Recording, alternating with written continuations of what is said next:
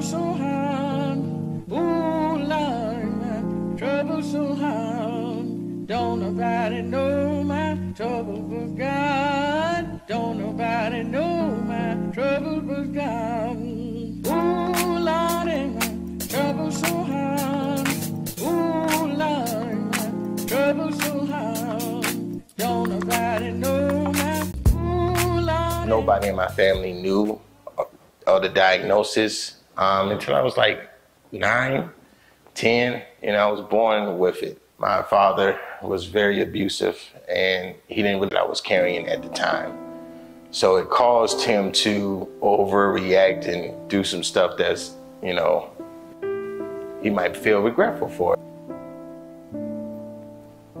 When I was 5 years old and my ribs got broke due to a punishment or due to a lesson that he was trying to teach me, led to me being in foster care. My biological mother, she really couldn't deal with it no more. That I have to make sure it's straight and good so the state can take over with Marcus. I think they can do more for him than I can.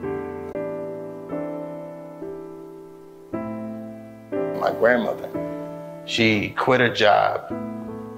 She stopped working, and she allowed me to, everything she pointed to, I had to read it. I had to learn how to understand words, letters, charter.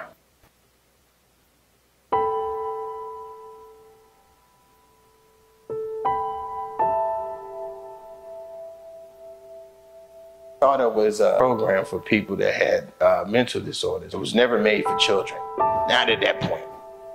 So they put me in this room. Well, they called it the timeout room. It was padded, and it was a room where they had a little clear bubble in front of the door, and they turned the white clock, like 20 minutes, 15 minutes, or whatever, however long it took you to calm down. That's how long you was in this room. Like you couldn't, if you had to use the bathroom, you just had to use it on yourself because it was not letting you out this room. And, it got to the point where I had to be in that room a lot. That's when I got introduced to Berta Looper at the Clifton Springs Mental Health Center down in DeKalb County. And at first it was family counseling. Then it became just my counseling. And from Berta introduced me to my behavior aide, Bob Ortner. Bob Ortner, like I was 6, 7 years old. He used to come to my classroom and sit right next to me and make sure that I had a productive day. But then when I had my bad days, he was always reassuring, gave me advice, gave me wisdom, told me I can do it. And then I had a speech therapist, her name's Anna Gibbs. She used to come visit me in my classroom and take me to special lunches and help me read and learn. 6 months when we went back to family court to see if my biological parents wanted me. At that time, they were still in the same situation that they was in. So we stopped going to family court because Dorothy Carson, we're not gonna keep emotionally putting him through this. So she said that I'm just gonna become what he needs. So she became my mother. I ended up going to Charter inpatient. Like I stayed in Charter for like in that time they introduced me to a medication called Ritalin. I was on 1,000 milligrams of Ritalin. I had to take it 2 times to 3 times a day. And if anybody out there, whoever tells you what to do or whatever you're doing, there is no episodes, no back talk. There is no anything because you're in that state of mind. They use it a lot of times for children who have disciplinary problems to try to get them in line.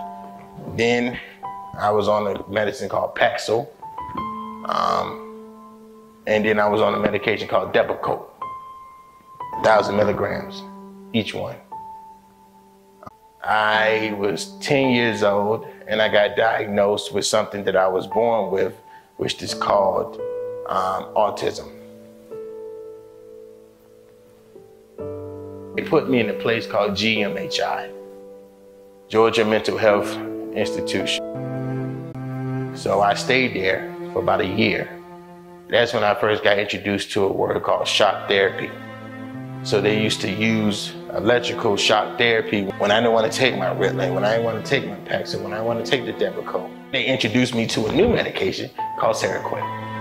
At this point, I'm drugged up medication-wise. I got 4,000 milligrams. It's 4 different medications, 1,000 milligrams each one. So I'm in a world that I don't even know how to be in, but I'm still having problems. So they figure out, well, what do we do with Marcus? We done got him in therapy. We done put him on medication. We done isolated him and separated him from other children. How can we deal with his behavior? Well, they introduced me to something when I was 10. It's called the straitjacket treatment, where they put me in this big old jacket and just left me in the corner in the room for hours. If he'll calm down now, so we'll take him out of this jacket or whatever. So every time they took me out the jacket, I end up getting right back in the jacket because I was trying to fight some people. Because I did not understand the hours of why they left me in this jacket.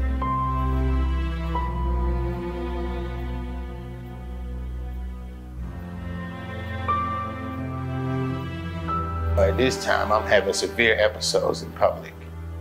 Not only am I biting them, I'm jumping on them at this time. I don't even have to know them. I'm 13, and I'm going to middle school and all this other stuff, but I'm still having emotional problems. I think when I was 14 and Bob Orton left, I think that rocked my world. Bob Orton got killed in a car crash. At 14, he was gone. There was nobody on my side no more saying, okay, you can do this. You don't have to act up in school. You don't have to be that person. You know, you can make, then a lot of other stuff is changing. So I don't have the same comfort that I had when I was younger. For like maybe 7, 8 months, a year, in and out of juveniles, in and out of court, in and out of, you know, we should put him on probation. How do we deal with him? Roberta Luper came to my last court hearing and she said, I'm gonna take him. And she took me to some, I don't know if it was Augusta, Macon, I don't know where it was in Georgia. Whatever city she took me to. Like they didn't really have a whole bunch of elderly people and stuff. I ain't see kids playing outside. I don't know what city that was. But I know her mother lived there. So I stayed with Roberta Luper and her mother. My life started changing. It was nothing but gospel music on 24/7. That's it. I couldn't go outside. I couldn't meet new people. I was just inbound in the house. When I was 16, I chose to leave Georgia and go to Brooklyn, New York. My aunt was living there and she allowed me to stay. I'm still on these medications. I'm still having outbursts. I'm still dealing with emotional situations. I'm still going to behavioral schools. That's where I met Miss Tiffany. That's where I met Mr. Anthony. That's where I met these people that now become your expression. You don't have to use your voice. You don't have to use words. Let me teach you how to express yourself musically. So Mr. Anthony used to stay after school hours to teach me trumpet, drums, how to play piano and organ. That's when I first fell in love with music. The chords, the melodies, the harmonies, the sound. I used to sit in Mr. Anthony's class for hours. Just had the headphones on. Sometimes I listen to it out loud. Just the artwork and the collection of Quincy, Duke Ellington, B.B. King, Dinah Summers, Stephanie Mills, Stevie Wonder.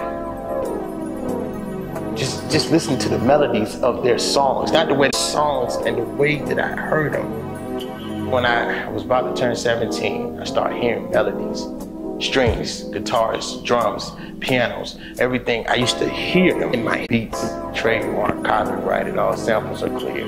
That's why now I make 18 different genres of music, play 8 instruments, which Dwelle, Eric Roberson, Kanye Doss, Good Morning America, different movies, different commercials, you know, the list goes on. I'm in Wikipedia because I did help to write How to Love with Little Wayne. Feeling like a thunderstorm, but I haven't felt the rain. Mind exchange when I just really found the answer. Searching for reality, feeling disease, more cancer. Anybody else? More heartfelt. Gotta get this situation, more issues off my chest, and I promised God and my grandma I was gonna be the best, but nevertheless, I still go through my issues. Common foes. I'm probably gonna hit you with one of the easiest questions, but I mean, what's the biggest challenge of being autistic? I think the biggest challenge for me is to be able to prove and show people that I have a voice and I'm just like them and I'm normal just like everybody else. What's the biggest challenge of being a creative? Is to rechannel and translate what I hear in my head to the digital. I was intern at Daddy House Studios, so which means that I did most of the wiping on the boards, glasses and stuff of that nature. Used to get sodas and drinks or whatever, and then he'll give you that 30 minutes in 24 hours. He'll give you 30 minutes in the studio to do whatever they want to do. Yeah. And if you need an engineer in 30 minutes, it's free. Yeah. But after after that 30 minutes, use your autism as a gateway to help others see their dreams. Right. He used to tell me that all the time. He said, never sit back on it and act like you can't propel because you have it. Yeah. He said, God brought you this far for a reason. He said, even if you wasn't my intern. Word. I'm trying to live this American dream. Rafia telling Brittany to shoot the scene. Know what I mean? They really brought a friend along. Her name is Jessica, not a tag along. So really go ahead and get it like I'm drinking Sprite. Another refuge, promise you that I would never lose. Making sure you watch this Hill Street Blues. Never understand why I get confused. I'm just here making coverage when it comes to news. Another artistic minded and making sure these 16 to leave you blinded. You never really knew that I was gonna be this gifted. Pass it to my man so you can understand the rip this one.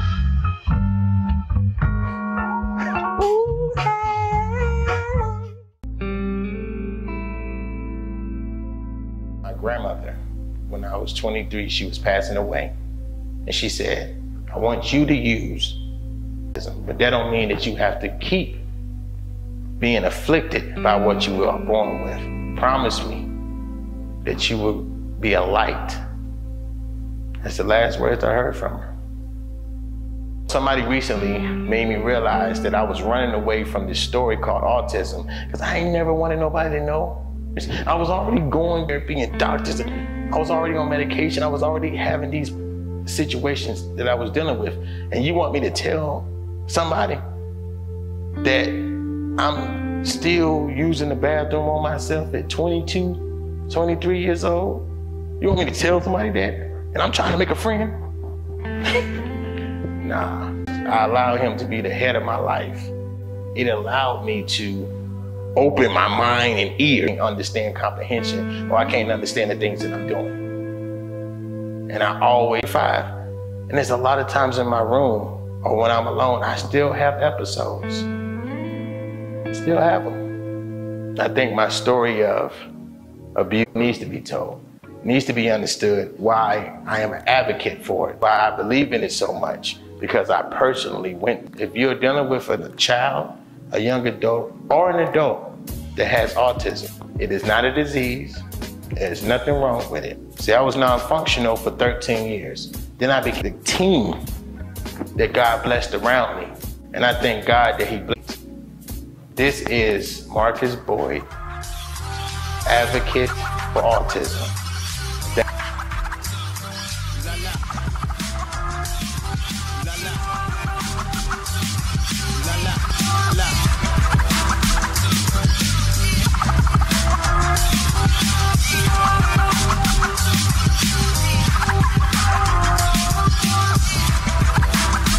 Mentally affected, mama detected that my life was nowhere and I was reckless, leaving you out of my everyday cycle. I was all survival by thugs and rivals, still hoping for God's arrival.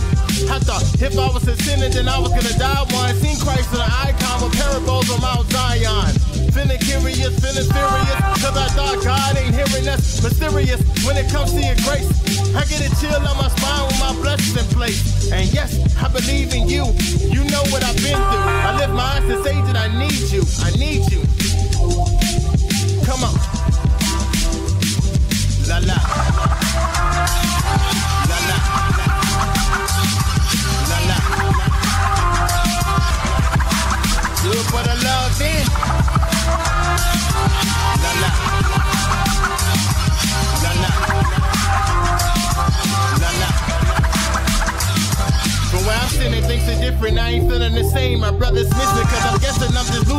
game, providing I'm lame. Angry, never shooting, no blame. Knowing I should be loving God, but still rebuking the same. Bruising my brain, no care about. This Iris a miss. I think where would I be without a mic in my fist? Cypress a bliss with his verse a list of emotions. Let it straight and give a line on the twist. I'm climbing a cliff, I fight to exist. Lord, can I start with repentance? Let me cradle in your arms like an infant. In your eyes, I'm innocent. Never mind my sins and hindrance. Without you, I'm negligent. So what would I do? Because of you. Come on.